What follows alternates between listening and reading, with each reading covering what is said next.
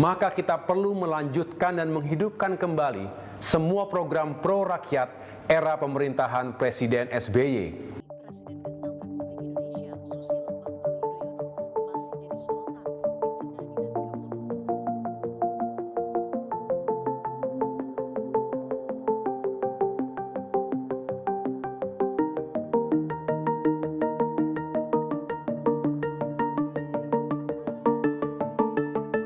Tingkatkan kemitraan antara usaha besar dengan UMKM.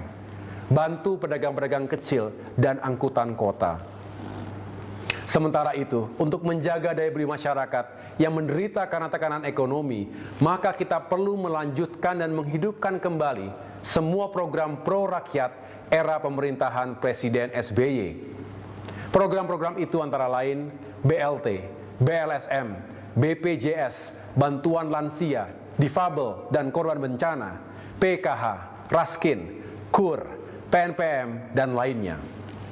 Dengan kebijakan yang berorientasi pada kesejahteraan rakyat tersebut, kita bisa meningkatkan kembali pertumbuhan ekonomi menuju 6%, bahkan lebih. Tapi pertumbuhan ekonomi ini harus dirasakan seluruh rakyat, bukan segelintir kelompok saja.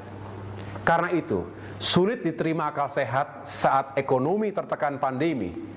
Alokasi APBN untuk infrastruktur justru lebih besar dibandingkan anggaran kesehatan.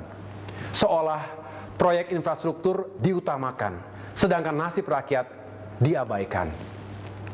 Diperlukan pemikiran yang rasional dan arif dalam penentuan prioritas dan pengelolaan anggaran negara. Lebih baik kita fokus pada peningkatan penghasilan dan daya beli rakyat, agar ekonomi terus bergerak dan tetap tumbuh. Kalau ekonomi tumbuh, penerimaan negara juga akan meningkat. Pengangguran dan kemiskinan akan berkurang.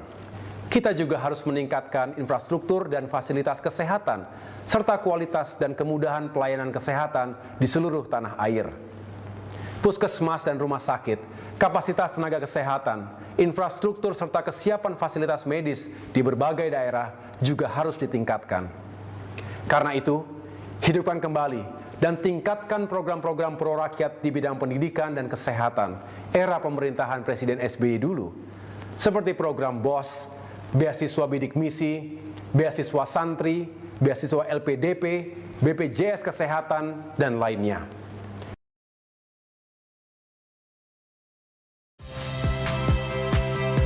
Saya Friska Clarissa. Saksikan program-program Kompas TV melalui siaran digital, pay TV, dan media streaming lainnya. Kompas TV, independen, terpercaya.